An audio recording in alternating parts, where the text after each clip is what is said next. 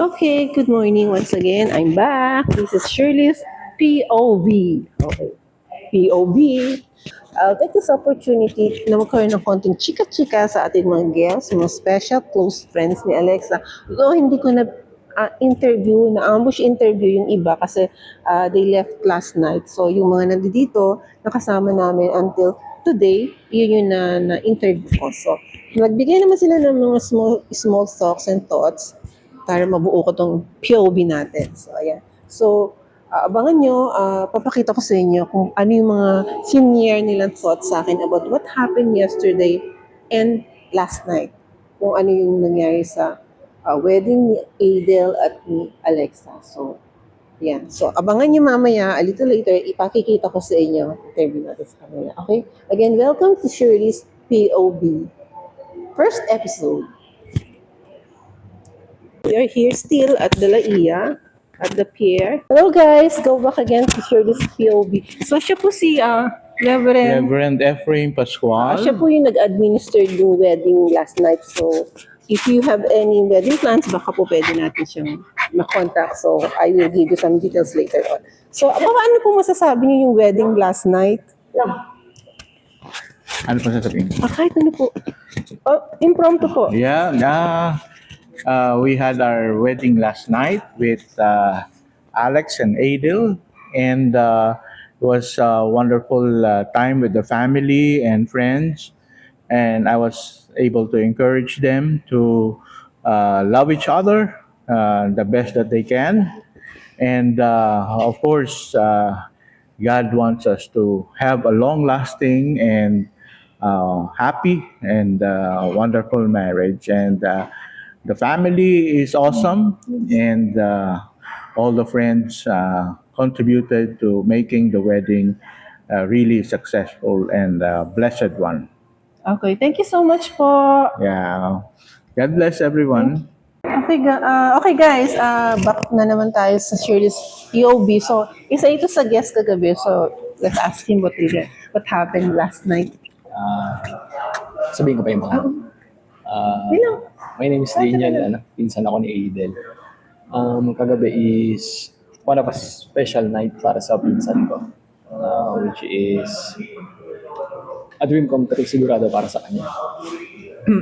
And we're actually very happy for him kasi sa mga pinagdaanan din nila as a family, di ba, as a whole. And I know in the future, I'm sure he'll try his best to fulfill everything para mapasaya yung asawa niya and of course her family as well. Thank you. Salamat. Okay guys, another person na nandito kagabi. So, tanungin natin siya ano talaga yung nangyari kagabi. Kagabi, saan ba na dito? Ayun, nag-enjoy naman po kagabi. Ganda ng kasal, ganda ng celebration. Pakaganda tita. Tapos yun, kitang-kita ko sa dalawa yung saya nila na finally, Mr. and Mrs. na. Tapos, kagabi, nag-celebrate kami ng konting kwentuhan, konting kain, konting inom-inom.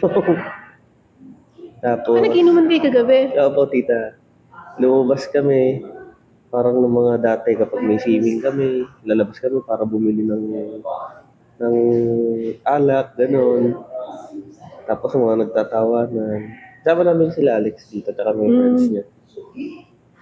Tapos, ayun, kwentuhan. Siya nga pala yung best man. Best man. Best man na may 5%.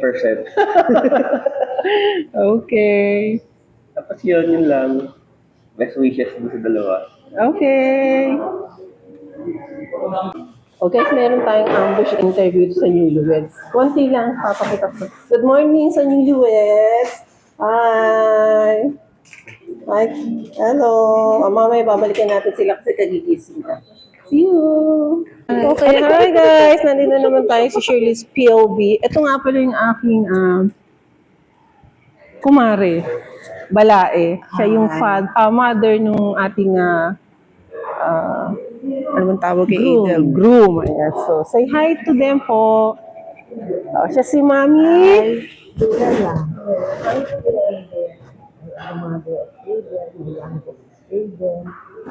Ano naman experience mo?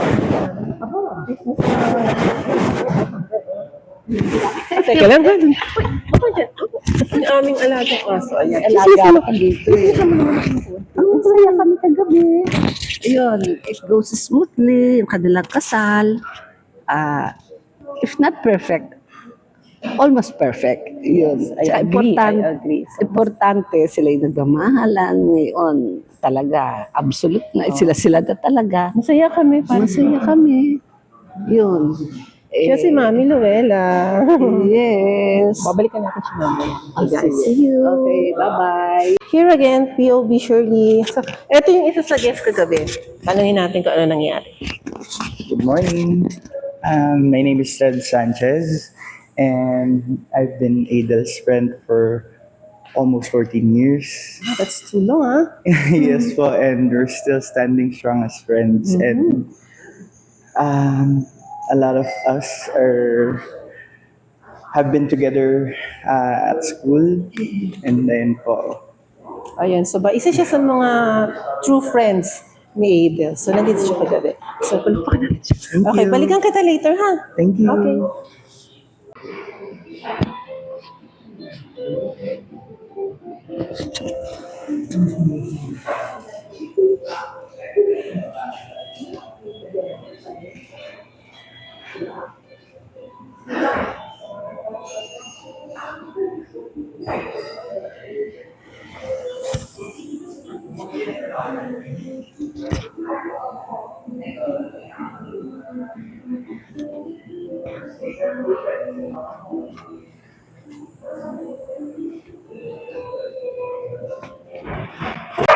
Hi guys, andito na. Ito yung isa sa guest natin last night. So, ask natin ano nangyari kagabi. Share mo naman yung name mo tapos, kasi maliit na ano lang, chika-chika lang. Good morning everyone, I'm Rainier Algnar. Tropa po ako ni Adrian ni Alex. Yung nangyari naman po gabi or kahapon is sobrang ganda nung first time namin maka-attend sa beach wedding kasi tropa pa namin yung ikinasal. Tapos syempre kami bilang tropa nila, tuwan-tuwa kami para sa kanila kasi alam po namin sa sarili namin bilang tropa nila na masaya po sila at para sa amin, perfect couple sila para sa isa't isa. Yun po. Thank you! Thank you din po. Okay guys, meron tayong guest dito na anonymous ha. Huwag natin isip. Hingin lang natin yung kanyang insight the last night kagabi. Nangyari kagabi. Ate, ano ba yung experience mo kagabi? It's kind of magical naman. Magical. So, pagdating pa lang namin yung ambience niya, napakaganda ng lugar. And then, solemn kasi hindi siya ganun ka-crowded compared sa mga ibang kasal. And then, kita-kita ko yung expression ni Idel as a friend niya na talagang masaya siya with today. Yesterday. At today, pag nakikita ko siya dito sa Oxnard Alex. Thank you. Which is Ian very natin, good. secret guest siya. Okay, thank you ate!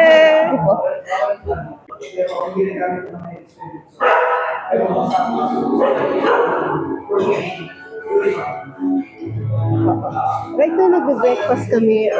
Magising na yung mga guests eh. So, nagbe-breakfast kami doon together with the couple, the newlywed, of course, my daughter and my son.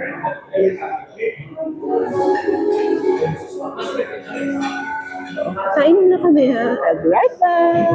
Hello, ito yung aking newlywed anak. So, anong feeling mo ngayon? Aftermath? Wala pa. Hindi ko pa nararamdaman. Hindi pa daw niya feel yung pagiging misis. Hala. Ayan. So, sabi ko naman, mag-insight ka naman ng konti. Anong pakiramdam ng bagong kasal? Parang, hindi ko alam. Ano ba? Hindi daw niya alam. Hindi ko pa siya feel kasi hindi mo pa ginagawa yung duties talaga ng isang wife mo gano'n. Hindi mo pa masyado na. Gano'n? Oo. Okay. Kagabi kahapon pa lang eh. O sige, babalikan natin siya. Meron pa siyang hangover. The newlywed, my daughter. Ayan, ito naman yung aking son-in-law. Ayan, the newlywed. So, ano masasabi mo ngayong aftermath nung kagabi? Maliligo na kasi yung mga yan. Inambush ko lang yung interview. Say something naman. Yung sa akin, mami, Oh, 100 every tita. Usapan. super worth it talaga. Pagod, gastos lahat, super worth it. Saya. Masaya ba? Masaya. Opo. Oo. Ayan. So, until next time. Yes po. Oo, until next time daw. Dadaigin ng next time. Oo, so ibig sabihin, may part 2. Church wedding? Church. Church wedding naman. So yung mga ninang ha, na sa church wedding, see you there. Okay. Balikan natin sila mamaya. Naligo na kayo. Maliligo na sila eh. Okay. Actually, maliligo na sila kasi para ma-maximize yung oras na nandito kasi may mga libre, di ba? So, i-enjoy nila. So, yan natin sila. Ako mag-enjoy ko dito. Pinapanood ko kasi yung video pero hindi ko pakikita sa inyo kasi sila magpo-post na. So, enjoy tayo. Balik ko pa kayo, mami. Okay. Okay, guys. Nandito na naman ulit tayo. So, ito si Sir Mick or si Mick. Siya yung punong abala sa wedding. So, tanungin natin ano experience niya kagabi at kahapon. Ano po, nakakapagod po. As in talaga nakakapagod. Nakakapagod po, pero we're so happy na successful yung event. Oo. At the end of the day, na parang happy yung mga tao, happy si Lexi, happy si Adel, with everything. So, yun. So, nag-inom kami hanggang 3. Na-enjoy nila. So, I would also like to take this opportunity to thank you for assisting, para matulungan mo po to make this event possible. Napakalaking tulong po ni Mick, Sir Mick, ni Coach Mick. Bali sila yung mga BFF ni Alexa since college days. So, again, I would like to take this opportunity. Thank you! Okay. You're welcome. Mag-breakfastin muna natin sila. Inambush yung interview ko lang siya. See you! Okay, guys. Si Mick is a coordinator, event coordinator. So, if you need anything na mag-a-assist sa inyo sa event, wedding, any kind of celebration na kailangan yun ng coordinator or ng mag-aasikaso, pwede kong i-recommend sa inyo si Nick. So, ilalagay ko na lang yung details diyan sa baba para if ever, pwede siyang kontakin. So, the best po siya, very professional, very helpful talaga. Success yung aming event kagabi. With the Nick's help. So, pwede niyo siyang kontakin. I highly recommend you si Nick for the event coordinator. Guys, Mick is a very professional and very super duper talaga na maasikaso sa pagiging isang event planner, coordinator. So if you need anything or somebody like him, I will highly recommend na pwede siyang makontak sa mga event nyo kung kailangan nyo ng event coordinator. So Nick is one of the best, successful, and very professional. So, I highly recommend. Okay, guys. Isa siya sa kasama ni Nick, yung aming very, very, very professional na coordinator for the wedding. So, kaibigan siya ni Alexa. So tanong natin kung ano yung event kagabi. Ano yung na-experience niya as one of the, kasama ni Nick na mag-arrange ng ating wedding. Say something about it. So ayun, as part of the board ng event kasal nila. Siguro ang masasabi ko lang, everything went smoothly. Kahit may mga hiccups, nagawa namin ng paraan. And yun, as part of the core team kasi, priority namin na lahat is maging smooth talaga. So, thankfully, nagawa naman namin lahat ng paraan. And, ayun, we're very happy sa naging outcome ng wedding. Yeah, everybody is so happy talaga. Yan, maganda yung naging outcome. And, ayun lang, masyadong nakisama lahat Oh, sa amin kahapon. successful, as in successful siya. Oh. Kahit yung weather. Medyo, oo, nag-worry kami kasi baka, Babagla. baka Medyo bigla. kumilimlim na. Pero at least, kasama namin si Lord sa weather. Oo, thank God for the wonderful day last kagabi kahapon. Naging successful yun. And I would also like to take this opportunity to thank him together with Nick to make this event possible. Thank you guys! Okay, so breakfast na kayo. Mag-breakfast na sila. Okay. Bye.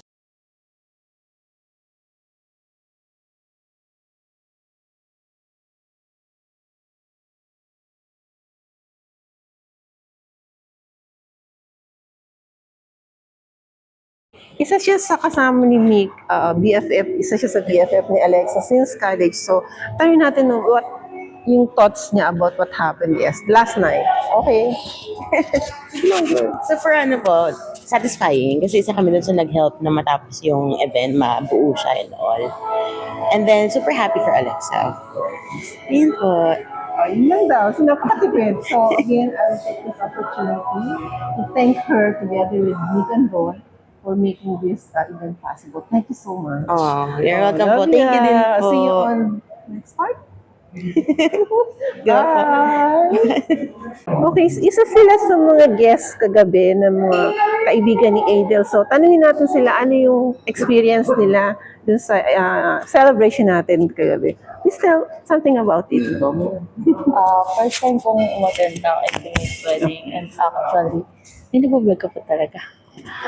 Actually, maganda kasi ang konti lang talaga. Tapos parang nakapokus lang talaga sa celebrant yung wedding nila and not anyone. And I appreciate it so much to be here. Thank you. Anong name mo po? Mikay. Yeah, she's Mikay.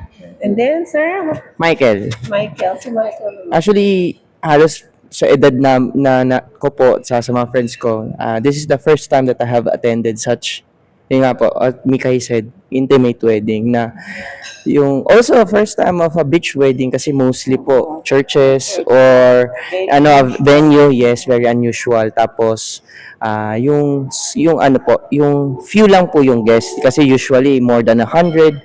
Paramihan yan ng mga principal sponsor for the groom and the bride. Parang this one po is really unique. And for me, this is one of good weddings kasi po, ano po, ayun nga po, especially yung hindi po magpapa-picture or papa-video po sila bride and groom. Doon talaga natin makita na very intimate and solemn po talaga. And I'm very honored and privileged po na attend po sa ganito. And ang ganda ng view, ganda ng place. Actually, very unique. Yeah. Very unique po siya. Sabi ko nga, maganda yung ganitong mga style pala. Kasi parang lately nga po, ayun nga, pag-usapan din namin during the venue nung kumakain na ng dinner na ito na yung trend right now. Ito na yung trend. Na kasi parang, why would you feed other people na they would just come and go tapos rather than yung save up money for the future or even travel na lang. So, actually, yung good perception and perspective na rin po on how weddings are done. Lalo na this kind of generation and circumstance na napakahirap ng bulihin, napakamahal, ganyan po. Parang ito na yung ating normal life ngayon. Yeah, exactly. Okay, so sila yung mga friends ni Adel. So I would like to thank them for gracing the event. Thank you so much. And Ako susundo lang po kami, na-ambush kami. okay, good luck. Kumain na kayo. Yes po. Thank you so much. Sige po. Thank you po. Bye.